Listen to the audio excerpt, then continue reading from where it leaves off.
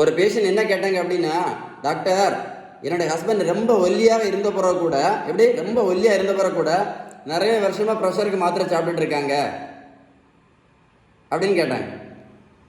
நம்ம நார்மலாக யோசித்து பார்த்தா என்ன சொல்லுங்க பார்ப்போம். ஒல்லியாக இருக்கக்கூடிய ஆளுக்கு ப்ரெஷர் வரவே கூடாது. அப்போ இந்த ஒல்லியாக இருக்க ஆளுக்கு ஏன் ப்ரெஷர் வந்துச்சு தெரியுமா? ஏன்னா நல்லா பார்த்துக்கிடுங்க, நம்ம வீட்டில் சாப்பிட்ற உணவில் உள்ள விகிதம் கரெக்டாக இல்லாதனால தான் ஒல்லியாக இருந்த பிறகு கூட என்ன வருது, ப்ரெஷர் வந்து நிறைய பேர் மாத்திரை சாப்பிட்டுட்டு இருக்காங்க.